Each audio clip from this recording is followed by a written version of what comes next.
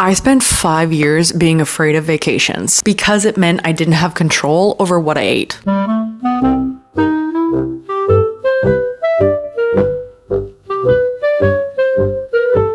How much oil was in it, and feeling like I was being less than perfect for a whole week. I would catastrophize how much weight I'd gain without this fake sense of control that I didn't have on vacation, and it ruined everything. But now it's truly crazy how much has changed.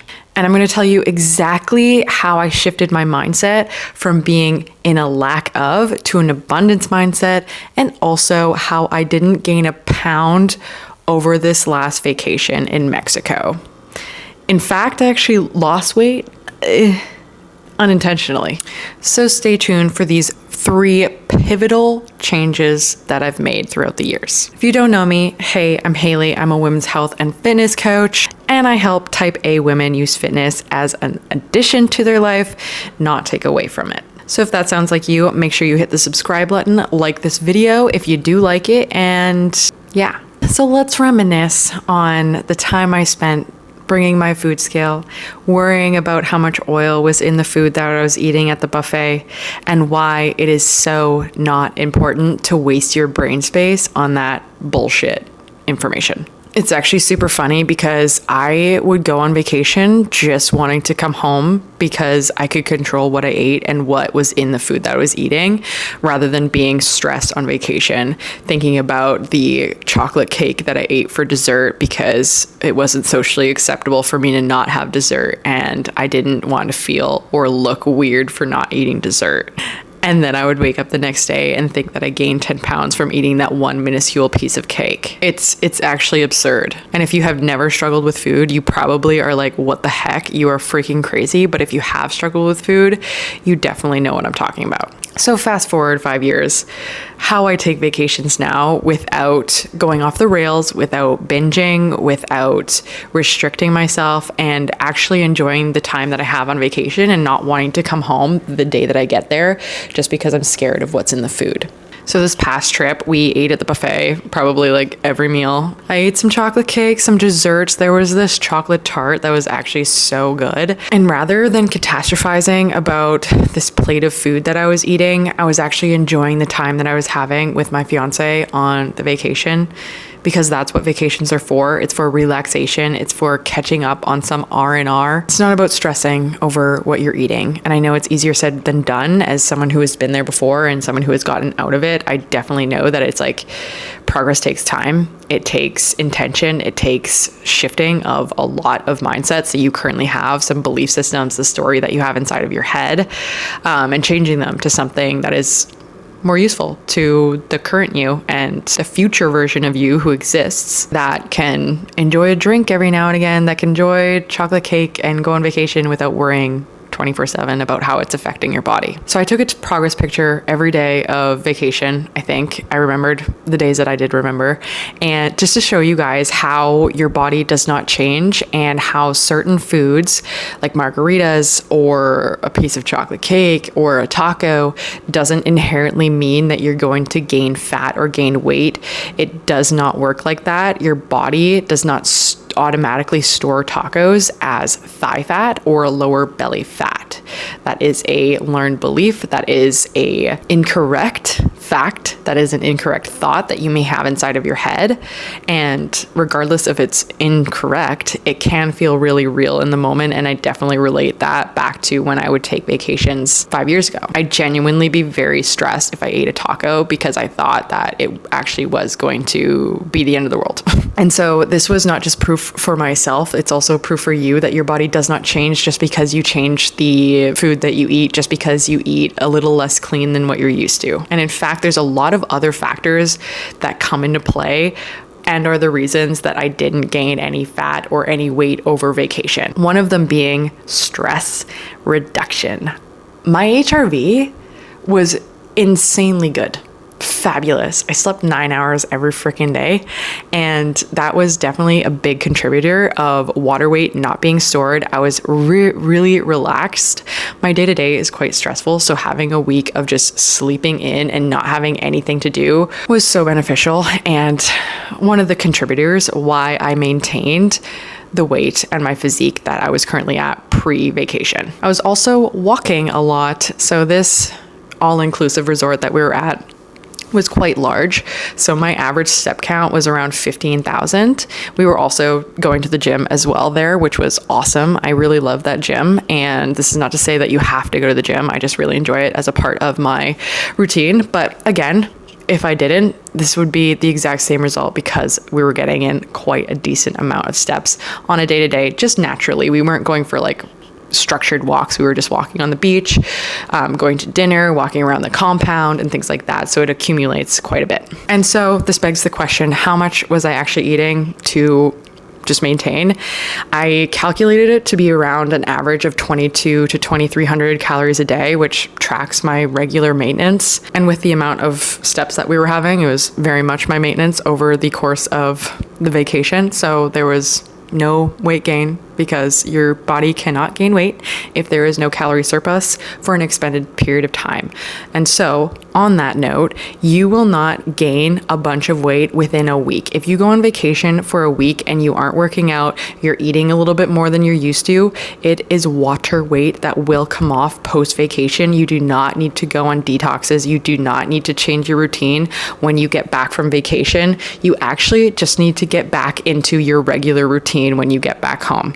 There is no need to compensate whatsoever because again, your body does not work like that. It is a lot more intricate, and how blessed are we that your body will not change after a week's time.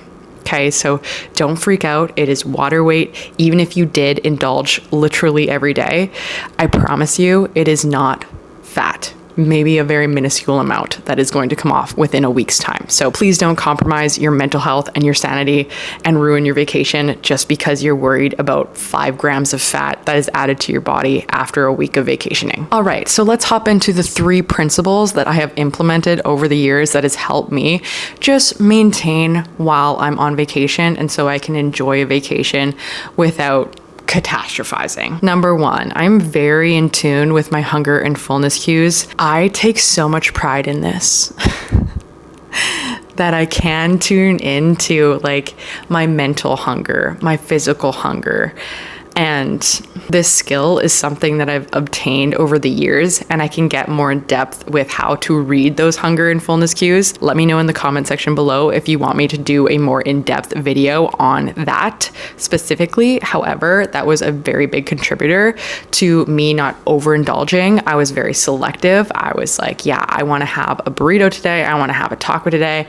I want to have these 2 desserts. I'm not going to go over and beyond. I'm not going to have every single dessert on the thing just because it's available to me. I don't think discipline is like a bad word. I think boundaries are self-respect, but I also think that your expectation of those boundaries, so if your expectation is to not have any sweets on vacation, you need to change your expectations. So what I did is my own personal boundary was to have 2 or 3 desserts per night, depending on the selection. If the selection was really good, I would opt for 3. If it wasn't super great, then I would opt for 2. But I was choosing things that I genuinely liked. I didn't choose it just because it was there. I actually can decide what I want to eat and choose that. And if I didn't like it, I just left it on the plate. There was this banana tart that was terrible, and I only ate half because it was kind of gross. Principle number 2, I based my plate around some protein. So in the morning, I would opt for hard-boiled eggs, some good protein, some good fats. There was this chicken fajita stuff that was really good. I mixed that with some refried beans. I would have some toast or a bun, some fruit, cottage cheese. There are so many options that you can choose from. And this is, again, not about restriction. This is about having boundaries and having principles that you do abide by, right? So having a protein source on your plate, putting some color on your plate, and then having a few fun things on your plate as well because you just want it, and it doesn't matter if it's a carb, a protein, or a fat, you just freaking wanted it, and that's very okay to do. However, you're structuring it around that protein source so you can, one, maintain a stable energy throughout the day, you're not crashing, and two, you can be satiated up until your next mealtime. Number 3, I did not restrict at all during the day. So we would wake up and go straight to breakfast. I would have a decently sized plate of food that would fill me up till lunch. I would have another decently sized plate of food that would fill me up till dinner, and then again some dessert, few drinks sprinkled in between. However, the whole overarching principle here is do not save calories for the end of the day, because that will end horribly.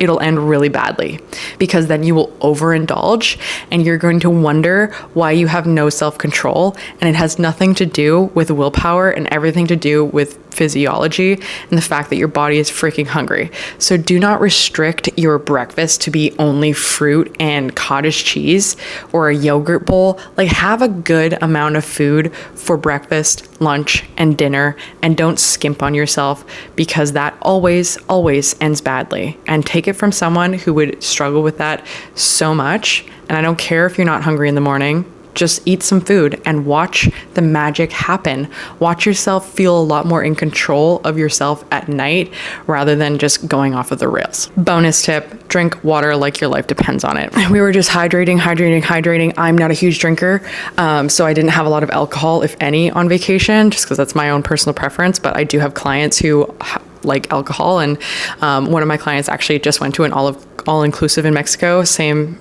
sort of area that we went to like a week before, which is kind of ironic.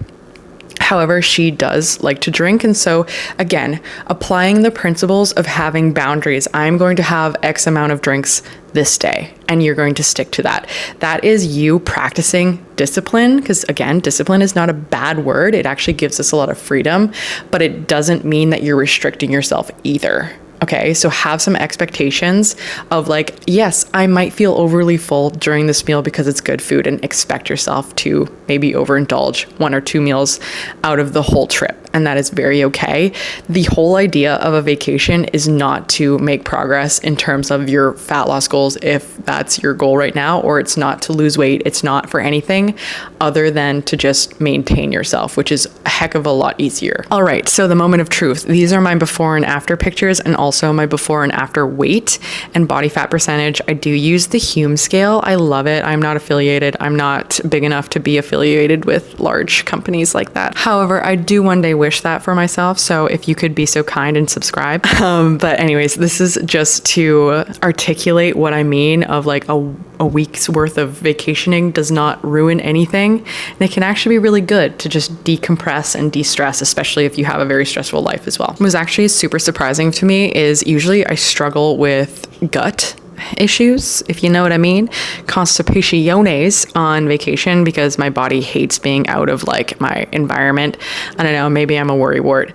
Anyways, it was actually very decent this time around, which obviously helped a lot with bloating, but that can also contribute if you are like me and you go away and you really struggle with the constipation part of being out of your house and out of your country, then that can also contribute to you feeling a little bit more uncomfortable. But I digress. I felt really good on this trip. Energy was amazing. Food was amazing. I felt super free. My book was terrible, but that's okay.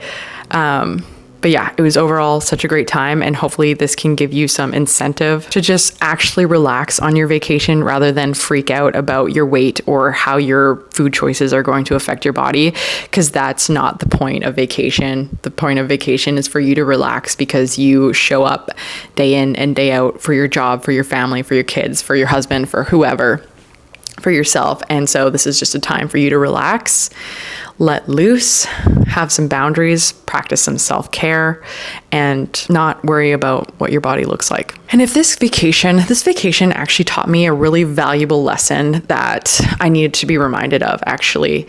And that is that your calorie count is not as important as your rest and recovery. I was obviously eating more than I regularly would on a day-to-day basis. And again, like I mentioned, I lost like 3 pounds, and just a testament to be like, your sleep is very important. There's a lot of studies that show that sleep is one of the biggest things that contribute to your body composition. So making sure that your sleep is on point and not neglecting it is, again, very important. And so that just showed me that I need to pay more attention to my sleep, and I need to pay more attention to my stress levels, because obviously I definitely needed to decompress and de-stress. So it's not always about the calories at all. Sometimes it's about relaxing. Anywho, I hope you guys found some value in this video. If you did, make sure you hit the like, subscribe, comment any videos you want to see from me next, and I will catch you in the next one.